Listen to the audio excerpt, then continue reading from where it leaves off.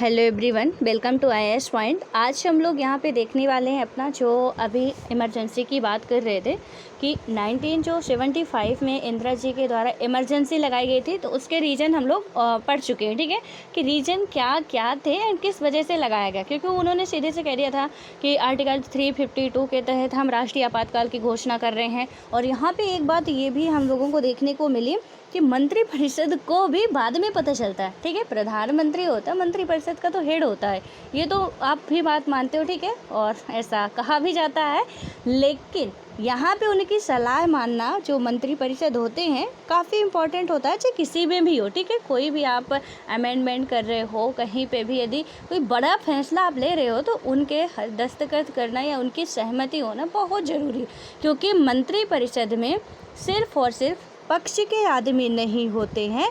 मंत्रिपरिषद में आपको पता है जो कैबिनेट तैयार होती है वहाँ पे विपक्ष के ही आदमी होते हैं।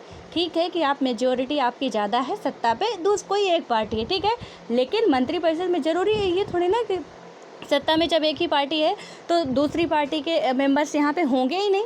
कई सारे स्टेट ऐसे थे जहाँ के दूसरी पार्टी के मेंबर्स थे और कैबिनेट मंत्री भी थे, तो वहाँ पे उनसे कोई पूछताछ की ही नहीं गई। और फ़खरुद्दीन अली अहमद जी उस टाइम पे कौन थे? आपके थे वो राष्ट्रपति महोदय, और वो अच्छे तरीके से सिग्नेचर वगैरह जो भी उनकी फॉर्मेलिटी थी कर देते हैं, और इनमें उनका भी कोई वो नहीं रहता है। ठीक है, अब देखते हैं कि इसमें परिणाम क्या क्या हुए, क्योंकि सुबह होते ही विपक्षियों को तो जेल में डाला जा रहा था, जब तक कि उन्हें समझ में आता कि भैया ये आज की सुबह किस तरीके की होने वाली है, सुहानी या कैसे ही, तो वो तो सुबह उनकी जेल में ही हो रही थी। ऐसी सिचुएशंस हो गई। अब इसके देखिए रिजल्ट जो आएंगे ना, आप थोड़ा सा बात करते हैं कि क्या इसके परिणाम हो सकते हैं। यहाँ पे सबसे पहले ना आप लोगों के लिए एक होमवर्क, मैं 2-4 दिन से लगातार आपको वही बात बता रही हूँ, सो इतना तो आपसे आशा कर सकती हूँ कि आप इसका जवाब ज़रूर देंगे।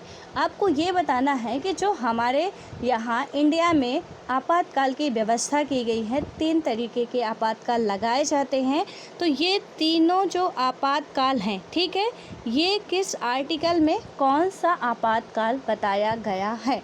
तो आर्टिकल आपको बताना है कि जैसे आपके अब 3 मैं ही बता दूँ कि मैंने एक बता दिया कि जो राष्ट्रीय आपातकाल है, ठीक है, आर्टिकल 352, तो ऐसे ही आपको 2 और आर्टिकल हैं और 2 और के नाम हैं, तो प्लीज़ इन्हें आप कमेंट बॉक्स में कमेंट करके ज़रूर बताइएगा। ठीक है, तीनों आपके जो नेशनल इमरजेंसी की बात होती है इंडिया में। ठीक है, और कहीं का हमें नहीं जानना, इंडिया का जानना है कि इंडिया में किस किस तरीके का होता है।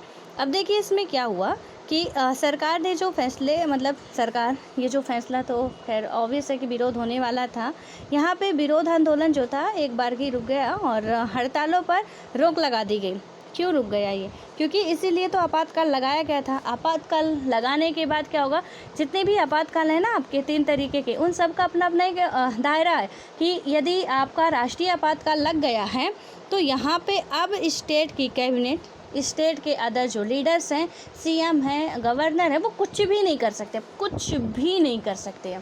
सारा का सारा कैबिनेट के हाथ में आ जाता है। ठीक है, कि आपके स्टेट में जितने भी स्टेट हैं क्या होगा क्या नहीं होगा, कैसी सारी चीज़ें होंगी, वो ऑल ओवर इंडिया का कौन तय करेगा? फिर कैबिनेट तय करती है। ठीक है, यहाँ की जो सेंटर गवर्नमेंट है आपकी वो तय करेगी। अब इसके बाद क्या हुआ कि हड़ताल वगैरह तो ऐसा करके इन्होंने रोक दिया, लेकिन अनेक विपक्षियों को जेल में भी डाल दिया इन्होंने, और राजनीतिक माहौल में क्या हुआ, तनाव भरा एक गहरा सन्नाटा सा छा गया। और आपातकालीन प्रावधान के अंतर्गत प्राप्त अपनी शक्तियों पर अमल करते हुए सरकार ने क्या किया, प्रेस की आज़ादी रोक दी, सेंसरशिप लगा दिया था इन्होंने। रातों रात ही प्रेस की आज़ादी रोक दी गई थी, रात को ही न्यूज़पेपर प्रिंट होते हैं, और इन्होंने क्या किया कि जैसे ही इमरजेंसी लगी तो न्यूज़पेपर का सबसे पहले ये किया गया था कि आर्टिकल 19 के तहत, कई बार अभी 2020 में ही में भी क्वेश्चन पूछा गया है कि जो प्रेस की फ्रीडम होती है किस आर्टिकल के तहत बात की जाती है, वो आर्टिकल आपका 19 होगा। ठीक है, क्योंकि अभिव्यक्ति की स्वतंत्रता, आप किसी के खिलाफ कुछ भी बोल सकते हो, आपको कोई नहीं मना कर सकता है। तो यहाँ पे जो हुआ, इन्होंने क्या कर दिया, प्रेस की आज़ादी को भी रोक दिया। हालांकि ऐसा कहा जाता है कि अभिव्यक्ति की स्वतंत्रता, बट रियलिटी कुछ और होती है। ठीक है, तो और इसके बाद क्या हुआ कि समाचार पत्रों को कहा गया कि कुछ भी छापने से पहले अनुमति लेना जरूरी होगा, और इसे प्रेस सेंसरशिप के नाम से जाना जाता है, और सामाजिक और सांप्रदायिक गड़बड़ी की आशंका के मद्देनज़र जो थी आपकी सरकार ने क्या किया कि राष्ट्रीय स्वयंसेवक संघ या आरएसएस, ठीक है, ये जो आपका है आरएसएस, राष्ट्रीय स्वयंसेवक संघ, और इसको इंग्लिश में भी आप यही कहोगे। उसके बाद और जमात ए इस्लामी पर प्रतिबंध लगा दिया। ये हिंदूवादी हो गए, आरएसएस वाले हिंदूवादी, पक्के हिंदूवादी, ठीक है। ये मुस्लिमवादी हो गए, कौन, जमात ए इस्लामी, इन दोनों पर ही इन्होंने क्या कर दिया, इन पे भी प्रतिबंध लगा दिया। और उसके बाद धरना प्रदर्शन और हड़ताल की भी अनुमति नहीं दी गई।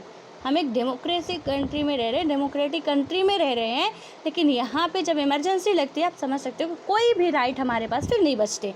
यानी कि फंडामेंटल राइट जब भी बताया गया ना, मैंने कहा आपको कल ही बताया था कि जो फंडामेंटल राइट है हमारे, वो 20 और 21 छोड़ के और कुछ परिस्थितियों में 19 को भी मतलब नहीं बैन किया जा सकता है। बाकी अदर जितने भी आपके फंडामेंटल राइट में आप कहते हो कि हमारे फंडामेंटल राइट है, तो उन सभी को आपको बैन कर दिया जा सकता है, ठीक है। उनके अधिकार आपको नहीं दिए जा सकते हैं। चाहे आप पहले अधिकार की बात करो, समता का अधिकार, समता के अधिकार में आपका आर्टिकल 14 से 18 तक आता है, उसमें जो भी विधि के समक्ष समता का अधिकार आता है। 15 में आपका आता है जाति पाति लिंग के आधार पर भेदभाव। 16 में आपका आता है किसी सार्वजनिक स्थल पर जाति पाति लिंग के आधार पर भेदभाव नहीं होना चाहिए। आपका 17 में आता है अनटचेबिलिटी। 18 में आता है उपाधियों का अंत। इन सब का क्या कर सकते हैं वो लोग, बंद कर सकते हैं। बट यहाँ पे जब आपातकाल की सिचुएशन आ जाए, चाहे कुछ भी हो जाए कहीं पे भी, लेकिन ये आर्टिकल जो हैं वो नहीं बैन किए जा सकते हैं।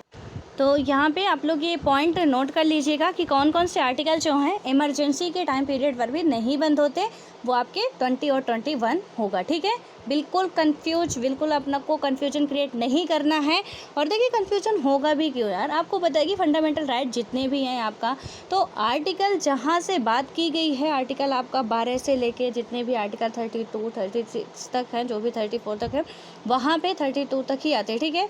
तो इसमें से आपको क्या करना, सीधे सो हमें दिख रहा, साफ साफ दिख रहा है, इसमें कोई हमें कन्फ्यूजन वाली बात ही नहीं कि पर्टिकुलर एक एक आर्टिकल हमें पता है कि आर्टिकल हमारे 13 में क्या है, 14 में क्या है, 18 में क्या है, 19 में क्या है, 20 में क्या है, 21 में क्या है।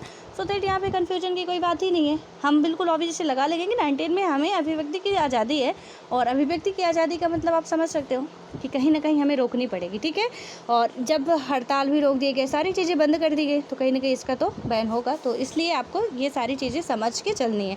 अब इसके बाद यहाँ पे क्या आता है कि जो भी आपातकाल तो थी, सबसे बड़ी बात क्या होती है कि आपातकालीन प्रावधानों के अंतर्गत नागरिकों के विभिन्न मौलिक अधिकार निष्प्रभाव भी हो गए, और उनके पास अब यह अधिकार भी नहीं रहा कि मौलिक अधिकारों की बहाली के लिए अदालत का दरवाज़ा खटखटाए। ये भी अब अधिकार नहीं है। अभी जो मैंने बताया ना, फंडामेंटल राइट भी आपके समाप्त हो जाते हैं। कोई अधिकार नहीं, सुप्रीम कोर्ट भी कुछ नहीं कर सकता, कोई संरक्षक वगैरह कुछ नहीं होगा। फिर सिर्फ और सिर्फ सेंट्रल गवर्नमेंट जो चाहेगी वो करेगी हम सबके साथ, ठीक। अब इसके बाद क्या हुआ कि सरकार ने क्या किया कि निवारक नज़रबंदी का बड़े पैमाने पर इस्तेमाल कर लेते हैं। निवारक नज़रबंदी, प्लीज़ अपने नोट्स खोलिए, मैं लिखवा भी चुकी हूँ, हम यहाँ पे पढ़ भी चुके हैं कि इसका मतलब क्या होता है। तो यहाँ पे जो निवारक नज़रबंदी आया है, इसका क्या कहते हैं, बड़े पैमाने पर, यानी कि आप किसी को बताओ नहीं, बिना पूर्व सूचना के आप किसी को भी जाके गिरफ्तार कर लो। यही तो जम्मू कश्मीर के मामले में आर्टिकल 370 हो रहा था। हम सुन रहे थे नज़रबंदी का ऐसे थोड़ी ना कि जादू टोना कुछ ऐसे कर देते थे कि ये कुछ हो। हाँ, ये है कि बिना वारंट के ही या बिना जो भी नोटिस वगैरह के आपको गिरफ़्तार कर लिया जाएगा, और आपके पास ये अधिकार भी नहीं होगा कि आप पूछ सकें कि क्यों हमें गिरफ़्तार कर रहे हैं। ये होता है आपका निवारक नज़रबंदी। और इसमें क्या होता है कि जब लगता है कि इस पर्टिकुलर इंसान के द्वारा यहाँ पे क्या होगा कि हमारे राष्ट्र को कुछ खतरा होने वाला, तो ये पैतरे अपनाए जाते हैं, और उसे कोई हक नहीं होता कि वो पूछ ले। जो आपके जम्मू कश्मीर के वहाँ के सीएम वगैरह थे, उनको गिरफ़्तार किया गया था, यानी कि निवारक नज़रबंदी में रखा गया था।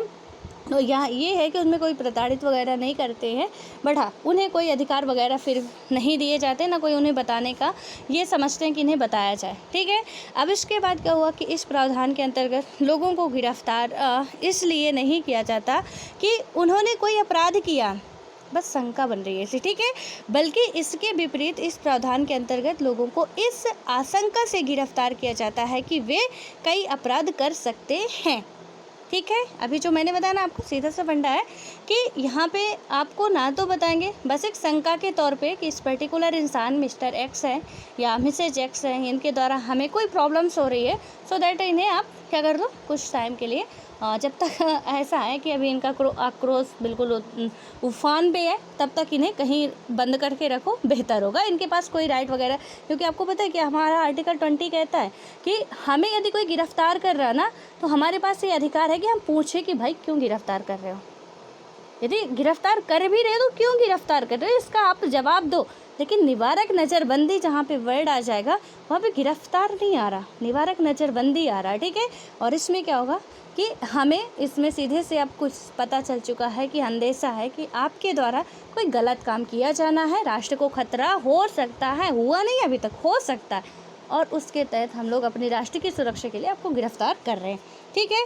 अब इसके बाद क्या होता है यहाँ पे कि जो भी अपराध हैं वो तो माने नहीं जाएंगे, और सरकार ने आपातकाल के दौरान निवारक नज़रबंदी अभियानों का प्रयोग करके बड़े पैमाने पर गिरफ्तारियाँ की। जिन राजनीतिक कार्यकर्ताओं को गिरफ्तार किया गया वे बंदी प्रत्यक्षीकरण याचिका का सहारा लेकर अपनी गिरफ्तारी को चुनौती भी नहीं दे सकते थे। ये बंदी प्रत्यक्षीकरण, ठीक है, यहाँ पे भी इसका सहारा लेके ये क्या नहीं कर सकते थे, चुनौती नहीं दे सकते थे। आपकी जो आर्टिकल 32 में 5 रेटें दी गई हैं, उनमें से आपका एक आता है बंदी प्रत्यक्षीकरण, भी एक रेट है, ठीक है, कि जैसे ही गिरफ्तार करते हैं। और इसमें आर्टिकल भी जो था कि आपको वहाँ पे क्या होगा कि जब भी गिरफ्तार करते हैं आपको, तो आपके पास ये राइट होता है कि आप पूछें क्यों हमें गिरफ्तार कर रहे हो, और ये जो भी गिरफ्तार करने आ रहे हैं उनका काम है कि आपको बताएंगे, और ये आपका अधिकार है, ठीक है। जहाँ निवारक नज़रबंदी जैसा वर्ड ना लगे, तब यदि लग गया तो आपके पास ये राइट भी हो जाता है खत्म। कौन सा, कि आप बंदी प्रत्यक्षीकरण की याचिका दायर करें, ये भी आपके पास अब अधिकार नहीं बचे। ये पूरे कॉन्सेप्ट है, एक एक करके समझिएगा, ठीक है, क्योंकि यहीं से ही आपका बेस न्यू मजबूत होगी और आगे की चीज़ें आपको बहुत अच्छे तरीके से समझ में आने वाली है। आगे कुछ नहीं मिलेगा, बस ऐसे ही हवा हवाई में आप सोचोगे कि ये तो सब तो हमारा किया हुआ, पढ़ना क्या है, ठीक है। अब क्या हो रहा है यहाँ पे कि जो भी गिरफ्तार थे, गिरफ्तार लोगों अथवा उनके पक्ष में किन्हीं और ने उच्च न्यायालय और सर्वोच्च न्यायालय में कोई मामले दायर किए, लेकिन सरकार का कहना था कि गिरफ्तार लोगों को गिरफ्तारी का कारण बताना कतई ज़रूरी नहीं है, क्योंकि पहले ही था निवारक नज़रबंदी है, हमने गिरफ्तार नहीं किया, निवारक नज़रबंदी के तहत हमने आपको पकड़ा, और जब पकड़ा तो इसका एक ही मतलब होता है कि आपसे हमें या हमारे राष्ट्र को खतरा है। तो अब बताना क्या है, ये तो साफ जाहिर हो रहा है ना, जग जाहिर है कि इसका मतलब यही होता है। तो अब बताने की कोई ज़रूरत ही नहीं, ना तो कोई सवाल यहाँ पे खड़े ही कर सकता है। और अनेक उच्च न्यायालयों ने क्या फैसला दिया, यानी कि जो भी आपके हाई कोर्ट थे, उन्होंने ये फैसला दिया कि आपातकाल की घोषणा के बावजूद अदालत किसी व्यक्ति द्वारा दायर की गई ऐसी बंदी प्रत्यक्षीकरण याचिका को विचार के लिए स्वीकार कर सकती है, और जिसमें उसने अपनी गिरफ्तारी को चुनौती दी हो। और इसके बाद देखिए अदालत को भी अब समझ में आ रहा था कि कुछ तो मामला गड़बड़ है, कुछ करना चाहिए हमें।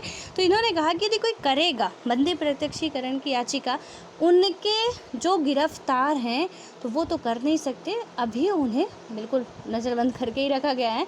लेकिन हाँ, उनके जो रिलेटिव हैं, जो उन्हें पहचानने वाले, यदि उनमें से भी कोई लोग आके कर रहा है तो ये एक्सेप्टेबल होगी। आर्टिकल 20 नहीं खत्म होता, आर्टिकल 20 के तहत बात की गई है, ये बात आपको याद रखनी है, ठीक है।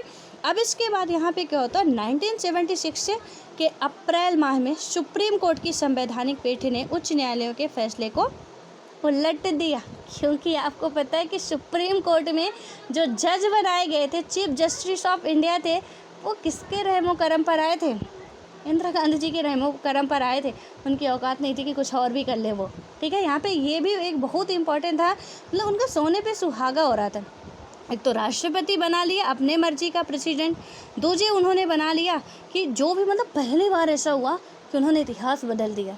पहली बार एक तो इतिहास बदल दी कि पहली महिला प्रधानमंत्री बन गई, दूसरी इतिहास ऐसे कई तरीके के इतिहास बदले उन्होंने, मिनी कॉन्स्टिट्यूशन किया, या मिनी कॉन्स्टिट्यूशन का गठन, जिसे मतलब 42वें संविधान संशोधन को मिनी कॉन्स्टिट्यूशन ही कहा जाता है। बहुत सारी चीज़ें उसमें बदली गई थी, ठीक है। और सुप्रीम कोर्ट जो कि हमारी एक स्वतंत्र बॉडी है, वहाँ पे भी इन्होंने अपना पैंतरा खेल ही दिया और वहाँ पे भी क्या कर दिया गया कि उनकी ही मर्जी के मुताबिक बनाए गए थे जो चीफ जस्टिस ऑफ इंडिया थे, क्योंकि 3 जो इनका विरोध कर रहे थे उन्हें तो वो जो वरिष्ठ थे जो कि उस क्राइटेरिया के अंदर आ रहे थे, जो भी चाहिए वो सारी चीज़ें फुलफ़िल कर रहे थे, लेकिन उन्हें नहीं बनाया गया था, ठीक है।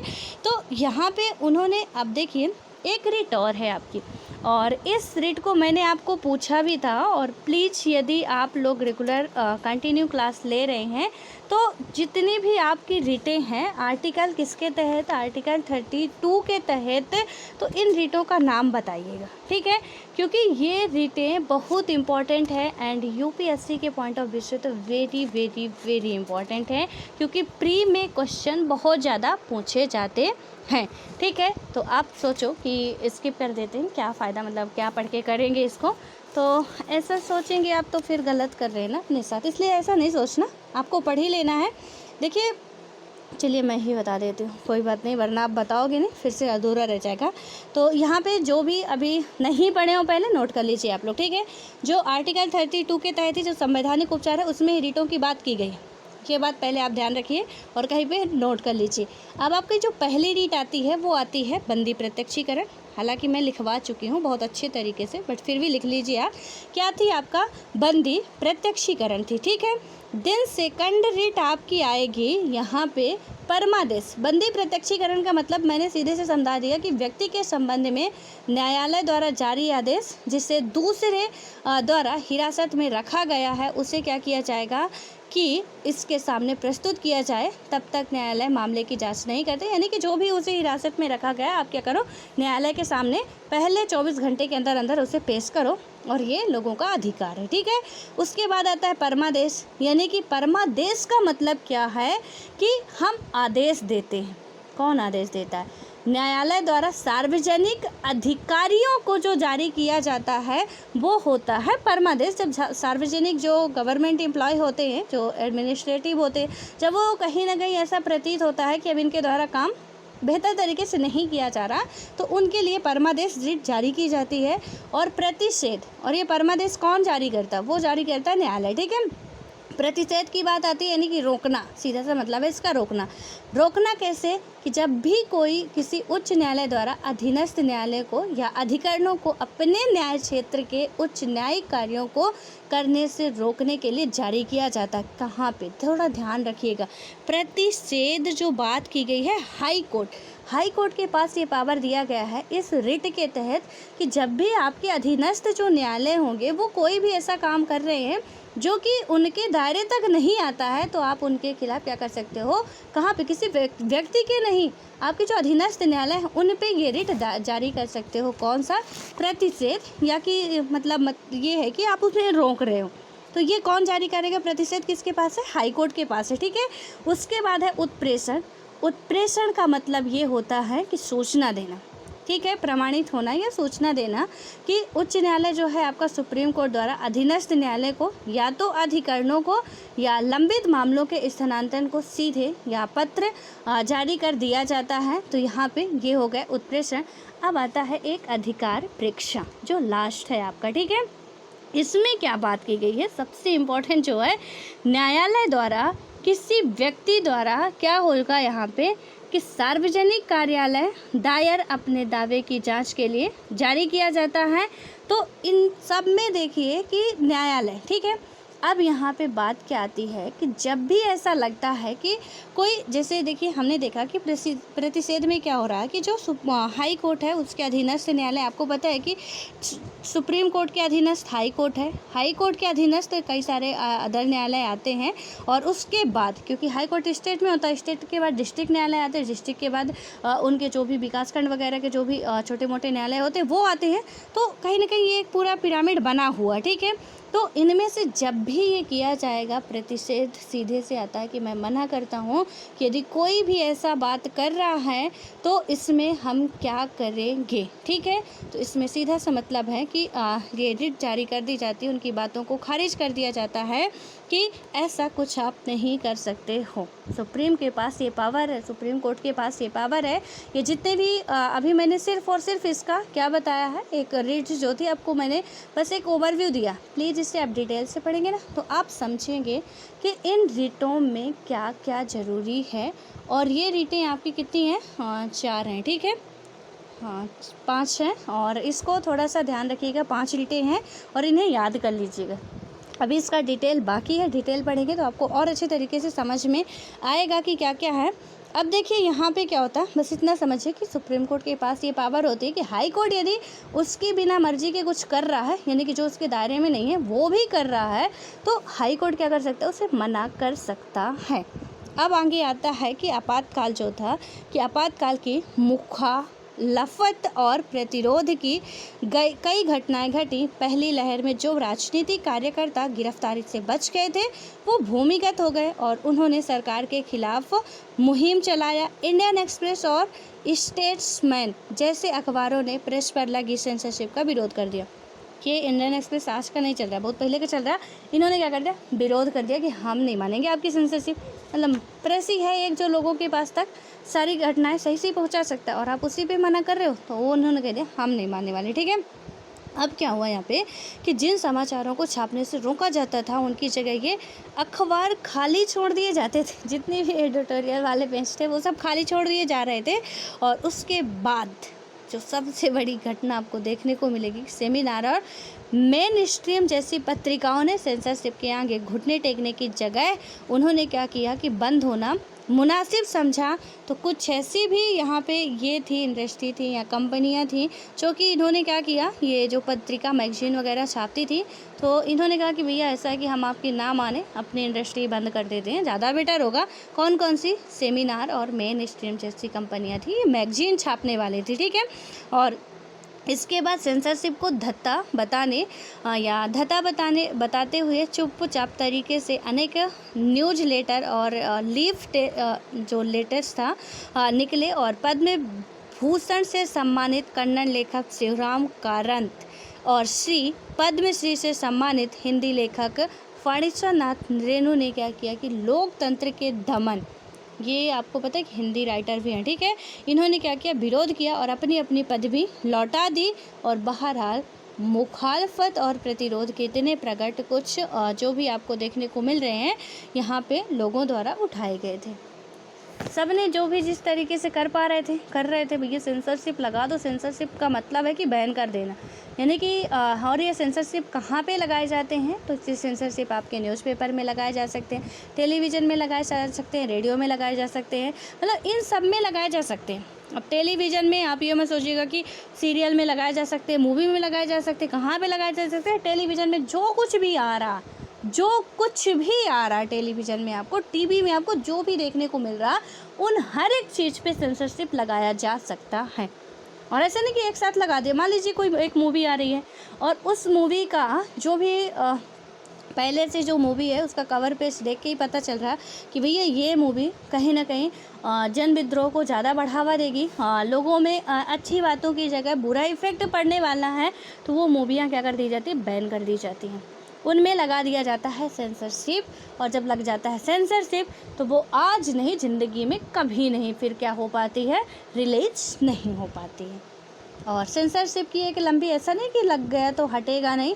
ठीक है, कि जहाँ जहाँ पे जिस मूवी में दिक्कत है, कि आपको मिर्ज़ापुर मूवी आई थी, अब मिर्ज़ापुर में मतलब क्या यार, ठीक है मानते हैं कि ये हमारी रियलिटी है, ठीक है रियलिटी है हमारी, कि लोग बात करते हैं तो हाय कैसे हो, ये मतलब इतना फॉर्मेलिटी वाला, ये सारे इतने मैनर वाले वर्ड नहीं आते हैं।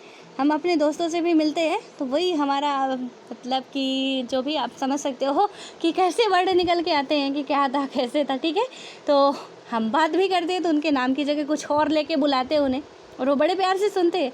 तो ऑब्वियसली सबको पता है, सब चीज़ें हैं, बट ज़रूरी थोड़ी ना कि मिर्ज़ापुर मूवी में इतनी गालियाँ भरी गई, उसकी कोई लिमिट नहीं।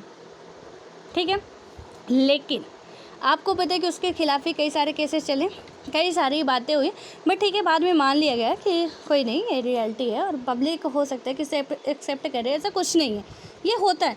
लेकिन पद्मावत मूवी आई वहीं पे, पद्मावत मूवी में राजस्थान वालों को आपको पता है कि उन्होंने थोड़ा सा हंगामा क्रिएट कर दिया था और उसमें सेंसरशिप लगा था।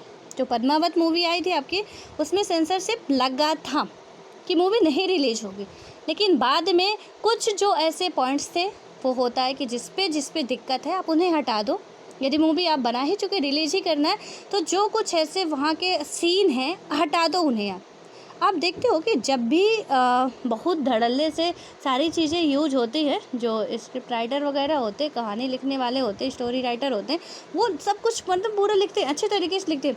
लेकिन जब क्या होगा, और बोलते भी हैं, जो भी हीरो हीरोइन होते हैं वो बोलते भी हैं, जितने भी नायक होते हैं, लेकिन जब कहीं पे कुछ एब्यूजिंग वगैरह जैसे वर्ड आते हैं, म्यूट होता है। टीवी में आपको नहीं सुनाई देगा, कहीं पे भी जो भी मूवी आ रही है, आपने कभी अंदाज़ा किया होगा कि बोल रहे हैं कि अबे, मतलब कि हाँ, कैसे मैं समझाऊँ, कुछ मान लीजिए कि किसी को कुछ बता रहे हैं कि जो भी है, आप समझ सकते हो, आप लोग सब लोगों ने मूवी देखी होगी और मैं भी यहाँ पे ऐसे वर्ड इस्तेमाल नहीं कर सकती हूँ। सो आई थिंक कि आप लोग समझ रहे होंगे कि मैं क्या कहना चाह रही हूँ, कि जितनी भी मूवियाँ आएंगी, सीरियल्स जो भी हैं, वहाँ पे क्या किया जाता है कि जब ऐसे वर्ड आएंगे गंदे वाले, तो उन्हें म्यूट कर दिया जाता है, हर एक जगह पे म्यूट किया जाएगा, ठीक है।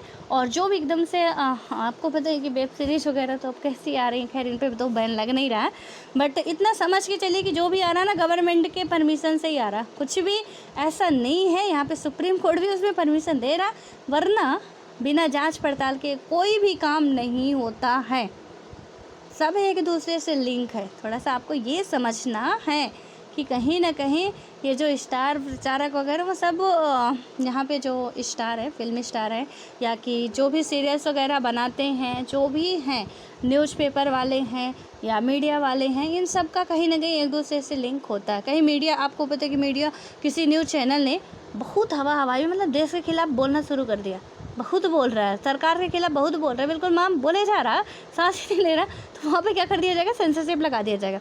और सेंसरशिप लगाने के बाद किसी का औकात नहीं कि कुछ आगे बोल ले। आई होप कि आप इतना लेक्चर देने के बाद सेंसरशिप थोड़ा बहुत समझ गए होंगे। अब पूरा तो नहीं कह सकती हूँ, वो आपके ऊपर डिपेंड करता है, बट थोड़ा बहुत तो आप समझ चुके होंगे, ठीक।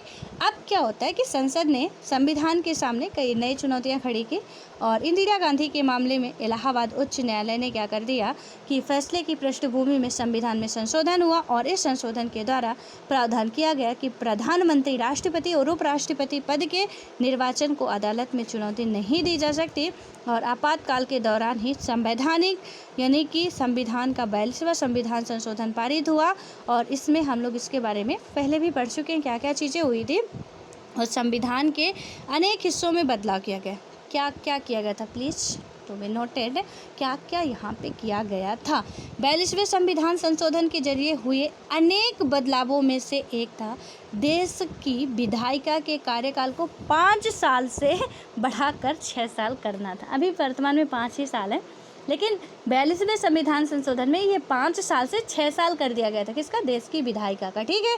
कार्यकाल जो था, आपका टाइम पीरियड जो था, उसे बढ़ा दिया गया था 1 साल, बाद में उसे घटाया जाता है। बहुत सारे इसके बाद संशोधन करने पड़ते इनको हटाने के लिए, ठीक है। और उसके बाद आता है कि यह व्यवस्था मात्र आपातकाल की अवधि भर के लिए नहीं की गई थी, और इससे आगे दिनों में भी स्थायी रूप से लागू किया जाना था। एंड इसके अतिरिक्त आपातकाल के दौरान चुनाव को 1 साल के लिए स्थगित किया जा सकता था। और इस तरह 1971 के बाद चुनाव अब कब होंगे, 1976 के बदले 78 में हो सकते हैं, क्योंकि इन्होंने इसका टाइम पीरियड बढ़ा दिया था। और आप ये सारी मैटर समझ रहे होंगे कि ये किस लिए जा रहा, अपने वर्चस्व के लिए किया जा रहा है, तो कुछ नहीं है। और जनता की भलाई तो यहाँ पे कुछ दिख नहीं रही, ठीक है। पूरा का पूरा सीधा से समझ में आ रहा, कोई अंधा बहरा भी कह सकता है कि ये किस लिए या किस मुद्दे से, किस प्रोस्पेक्टिव से यहाँ पे ये काम सारे किए जा रहे हैं। अब आता है यहाँ पे कि आपातकाल के संदर्भ में विवाद। और जब भी आप चुनाव की स्थितियाँ पढ़ेंगे ना तो थोड़ा ये 76 वाला मैटर याद रखिएगा कि 71 की जगह जो 71 में हो चुनाव तो 71 के बाद 76 में होने चाहिए 5 साल बाद, लेकिन अब कब होंगे 6 साल बाद होंगे, यानी 1 साल टल जाएगा और उसके बाद आपके चुनाव होंगे 76 में नहीं, 77 में भी नहीं, 78 में जाके आपके चुनाव होंगे। तो जब भी कभी ऐसा टाइम आए ना कि चुनाव पढ़ रहे हो, आपकी इक्यावन से तो शुरू हुए थे, उसकी डेट पढ़ रहे हो कि दूसरा तब हुआ, दूसरा कब हुआ, तीसरा कब हुआ, चौथा कब हुआ, फिर आपको लगे अरे यार मतलब 78 76 से 78 कैसे, तो कन्फ्यूज नहीं हो ना अब आप यहाँ से समझ चुके हो कि 78 कैसे पहुँच गया था। 42वें संविधान संशोधन के तहत विधायिका का जो टाइम पीरियड था उसे बढ़ा दिया गया था, 5 से 6 किया गया था, ठीक है। उसके बाद आपके पहली बार ऐसा हुआ कि इन्होंने प्रस्तावना में भी संशोधन कर डाले, 3 वर्ड प्रस्तावना में भी जोड़ डाले थे। आपको ये सारी चीज़ें हम बहुत पहले पढ़ा चुके हैं, हम लोग पढ़ चुके हैं, इसलिए हम बेहतर होगा कि आप लोग सारी चीज़ें पिछले जो पहले वीडियो आप उन्हें देखें, क्योंकि वहाँ की बातें यहाँ जिक्र करना एक टाइम ख़राब करने वाली बात होगी। जो पहले भी पढ़ चुके आज भी वही करें तो फिर ऐसा कुछ नया सुनने को नहीं मिलेगा। इसलिए आप रेगुलर देखेंगे, आपको सारी चीज़ें एक एक करके क्लियर होती जाएगी। कुछ भी नहीं जो कि यहाँ पे जो भी चैप्टर में हो, एक एक वर्ड की मीनिंग मैंने समझाने की कोशिश की है, ठीक है। थोड़ा टाइम आपका ज़्यादा लगा है, आप यदि शॉर्ट टाइम वाले हो तो प्लीज़ आप यहाँ पे फिर फालतू का टाइम वेस्ट कर रहे हैं, क्योंकि शॉर्ट टाइम यहाँ पे तो मेरे से तो नहीं मिलने वाला, और कहीं आपको बहुत मतलब बहुत है, मिल जाएगा आपको, बेशक आप पढ़िए, ठीक है। और स्टार्ट जो भी आपको अच्छा लगे करिए, बट ये है कि थोड़ा सा आप समझ के पढ़ेंगे। एक बार यदि आपने थोड़ा सा टाइम दे दिया, टाइम तो देना पड़ेगा देखिए, और दे दिया एक बार ना तो दोबारा आपको ज़रूरत नहीं पड़ेगी कि आप फिर इसके बारे में आप कुछ, बस ये होगा कि रिवीजन करो और कुछ नया नहीं जानने की ज़रूरत होगी। क्योंकि यदि एक बार, और आपको पता, मेहनत जब भी करोगे रिजल्ट उसका पॉजिटिव ही निकलता है। जब भी मेहनत करोगे पॉजिटिव रिजल्ट कब नहीं निकलता, जब हम सिर्फ कहते हैं करना है, करते नहीं हैं। और इसलिए आप लोग थोड़ा सा ध्यान रखिएगा, सारी चीज़ें आप लोग जितना मैं नोट कराते जाती हूँ नोट किया करिए, और उसके बाद जो भी अभी करा रहे हो वो सारी चीज़ें आप कवर किया करिए, ठीक है।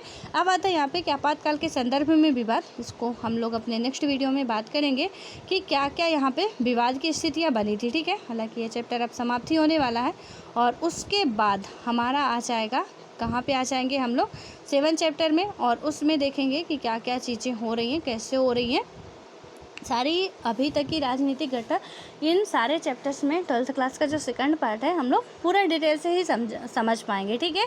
कि अभी तो एक ही कांग्रेस मतलब एक ही पार्टी की सरकार चल रही, आगे आगे देखिए होता है क्या क्या आपको लगता है कि दूसरे वाले मतलब बहुत समझदार वाले आए थे, ऐसा नहीं है।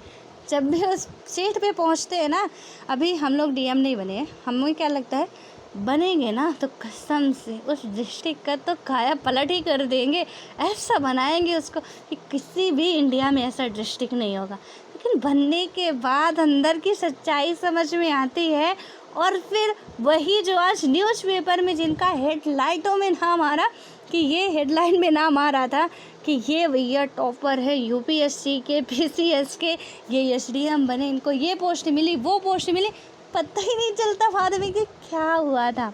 अभी कल के ही न्यूज़पेपर में था, दैनिक भास्कर में था, वहाँ पे क्या था कि एक आईएएस अधिकारी थे, और वो क्या करते, चेन पुलिंग कर देते हैं। शायद आप में से भी कई लोग पढ़े हो, आपको पता हो। अब वो चेन पुलिंग करने के बाद देखिए, आईएएस अधिकारी थे, कुछ पद की गरिमा होती है, ठीक है, वो हमें बना के रखनी पड़ती है, और उन्होंने चेन पुलिंग कर दिया। चेन पुलिंग किया तो किया, वहाँ तक तो ठीक था, लेकिन जब वहाँ के पुलिस अधिकारी गिरफ्तार करने आए, आरपीएफ के जवान उन्हें पकड़ने आए, तो उन्होंने क्या कहा, आरपीएफ का मतलब आपको पता हो रेलवे पुलिस फोर्सेस है, ठीक है। तो जब वो आते हैं पकड़ने, उन्होंने कहा तुम्हें पता नहीं है हम कौन है, हमें कहा ये थे पहले, अब रिटायर्ड हो चुके हैं। तो अब देखिए पहले आप क्या थे, और मैंने आपको बताया भी है कि हमारे पद की नहीं, मतलब हमारी नहीं, हमारे जो पद पे हैं उसकी लोग रिस्पेक्ट करते हैं, और जिस दिन वो पद गया उस दिन रिस्पेक्ट भी आप आशा छोड़ ही दीजिए कि कोई करेगा, फिर वो लोगों के सेंस के ऊपर डिपेंड करना है आपकी रिस्पेक्ट करनी है या नहीं करनी है। बट जब तक हमारे पास वो पद है और तभी तक हमें रिस्पेक्ट मिलेगी, क्योंकि हमें नहीं दे रहे हैं, कोई भी नहीं दे रहा, हमारे किसे दे रहे हैं, वो अपने डिस्ट्रिक्ट के डीएम को दे रहे हैं, ना कि किसी मिस्टर XYZ को दे रहे हैं। ये आपको बात याद रखनी है। और जब भी आप पोस्ट पे भी जाएंगे ना तो इसे बोल दिएगा मत, और अपने आप में इतना ईगो मत पा लीजिएगा कि हम ऐसे हम ऐसे। आप कुछ नहीं हो, वो आपको कोई रिस्पेक्ट नहीं दे रहे। आपके पास वो जो पावर है ना उसके पीछे लोग भाग रहे हैं। आपके आज ही पावर छुट जाए फिर देखिए कि आपका पीए भी आपको नहीं पहचानेगा कि ये कौन थे। मतलब ये भी हो जाता है, ऐसी भी स्थिति आती है। इसलिए अपने पद की गरिमा बना के रखनी पड़ती है। खैर जो भी है, अब हम लोग यहाँ पे अपना देखेंगे आपातकाल के संदर्भ में जो विवाद उठे थे उनके बारे में चर्चा करेंगे, बट आज नहीं, कल करते हैं फिर अच्छे तरीके से। तो एंजॉय योर लाइफ एंड पढ़ते रहिए आप सभी लोग।